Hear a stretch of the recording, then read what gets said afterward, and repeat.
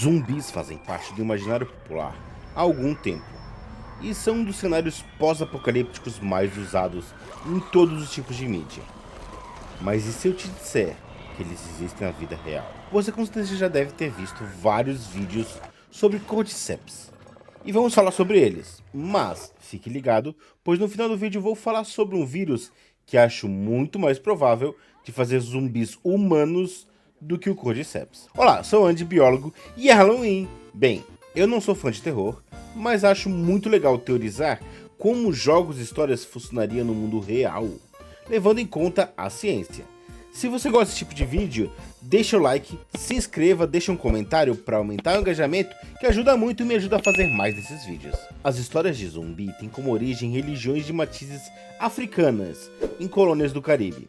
Essas são histórias que foram levadas para os Estados Unidos no final dos anos 1920 e aos poucos ganharam popularidade. Hoje existem histórias com todo tipo de zumbis, desde vírus, fungos, magia e até religião. Mas como nesse canal o foco é a ciência, vamos focar nos zumbis que existem e que podem ser explicados pela ciência, e deixar os sobrenaturais de lado. Mas no geral, um zumbi vai ser um corpo morto, sendo controlado por algo de uma maneira muito primitiva.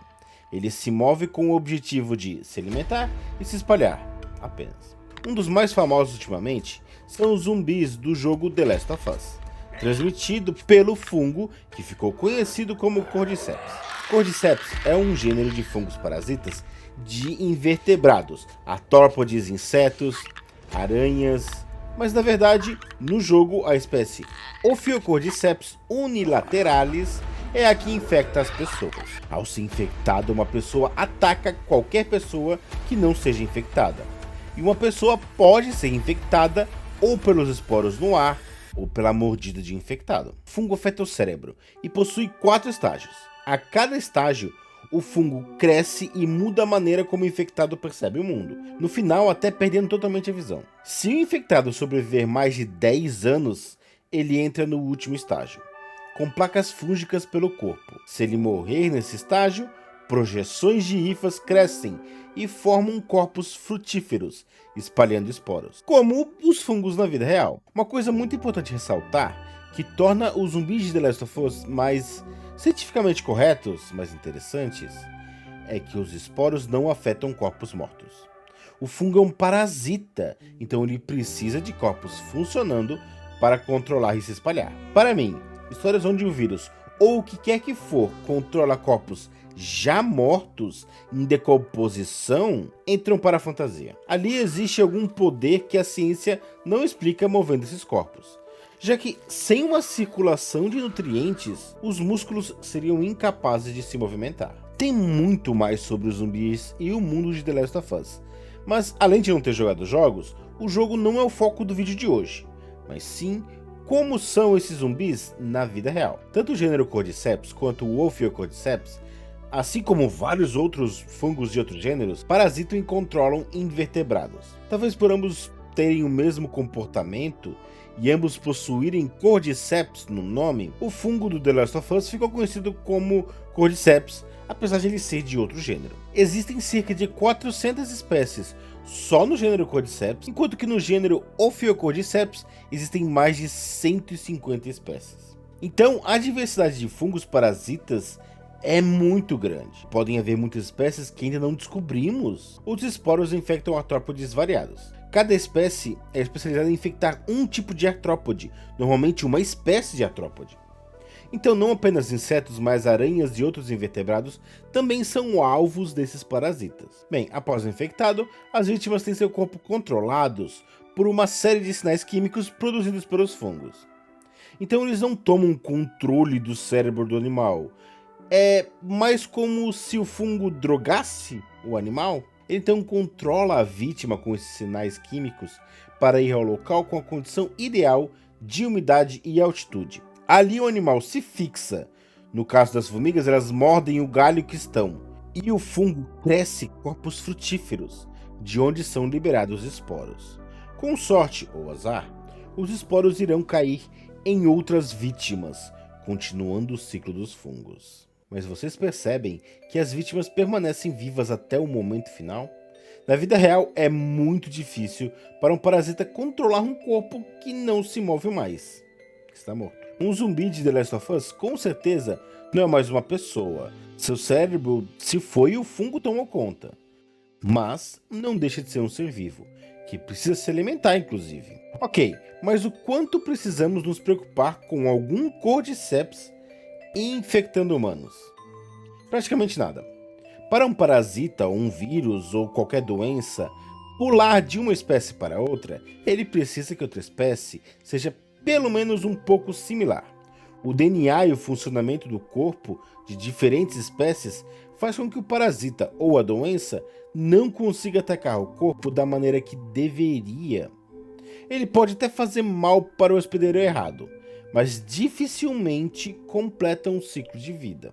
Então, quanto mais distante, quanto mais diferente os animais são, mais difícil é de a doença passar de um para o outro. Agora, imagina fungos que especializaram em espécies específicas de insetos, de artrópodes.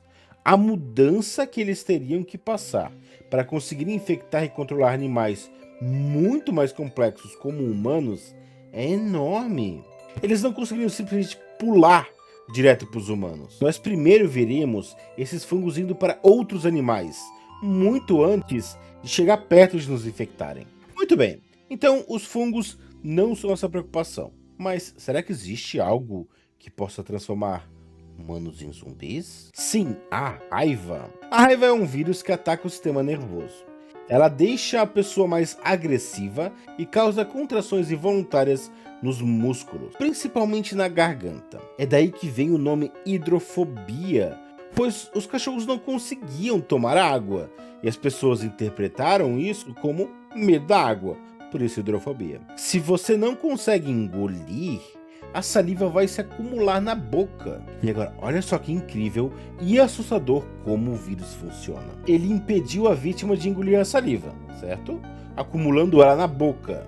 Então, cheia de vírus. Então, o vírus faz a vítima ser mais agressiva e propensa a atacar qualquer um. Nesse acesso de raiva, a vítima pode morder alguém e assim transmitir a raiva, o vírus. Vai dizer que isso não é o mais próximo que temos de zumbis e humanos. A raiva é extremamente letal, afinal ela ataca o sistema nervoso. Mas se a pessoa for mordida por algum animal com suspeita de raiva, deve ir até um hospital.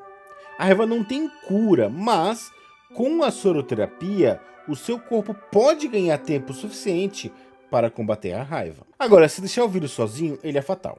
E se demorar demais, o tratamento ele pode não surtir efeito. Porcentagem demais. Felizmente, o vírus tem uma incubação lenta, de 45 dias. E mesmo se a pessoa não souber que tem raiva, ela irá sentir outros sintomas que levará para o hospital, como mal-estar geral, sensação de fraqueza, dor de cabeça, febre baixa e irritabilidade. Esses sintomas, eles lembram muito sintomas muito gerais de vírus, de resfriados, de gripes. Então, o diagnóstico, caso você não suspeite de alguma mordida, ele é difícil, mas o risco de termos um surto de raiva a ponto de chegar perto de um cenário de um filme de zumbi é mínimo. A contenção do vírus não é difícil, com a transmissão sendo apenas pelo toque.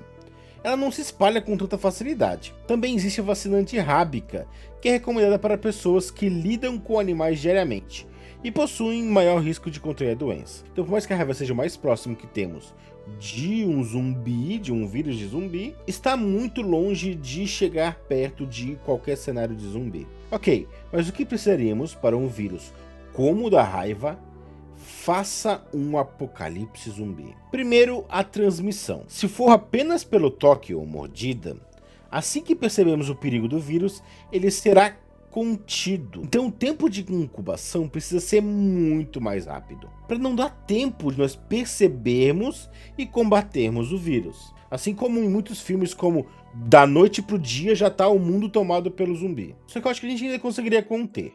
Então o ideal mesmo seria ele ter a transmissão pelo ar, como foi com o Covid, dificultando muito o controle e contenção. Se ele transmitir pelo ar, ele inclusive pode manter um tempo de incubação maior, desde que ele ainda transmita durante esse tempo, Assim ele vai estar transmitindo, mais pessoas vão ter o vírus do zumbi sem saber. Isso é importante.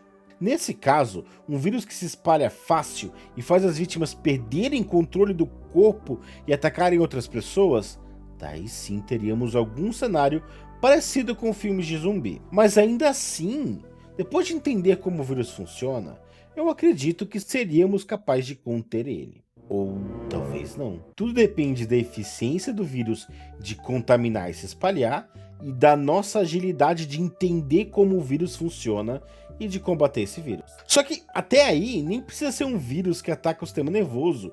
Qualquer vírus que se espalha mais do que conseguimos conter pode virar um risco para a humanidade, como o Covid foi. E se sobreviventes conseguirem se isolar dos zumbis e não serem contaminados por anos, com o tempo os zumbis vão sumir.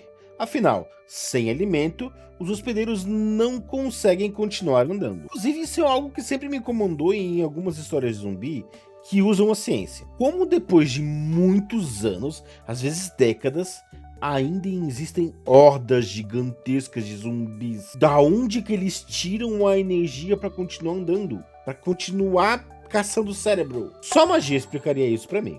Então, por enquanto, não temos nenhum vírus ou fungo que chegue perto do risco de causar zumbis na humanidade. Mesmo se surgir um, eu acredito que, a não ser que seja algo muito extremo, a humanidade conseguiria conter sim.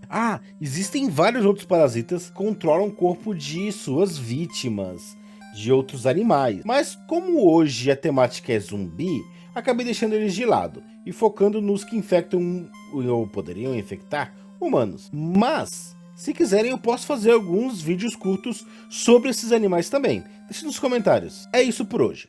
Espero que tenham gostado do especial de Halloween e tirado um pouquinho do medo de zumbis. Seria muito difícil ter eles na vida real. Eu tenho mais medo de uma nova pandemia de uma doença respiratória ou alguma doença transmitida por insetos que, se a gente não se cuidar, pode estar vindo por aí.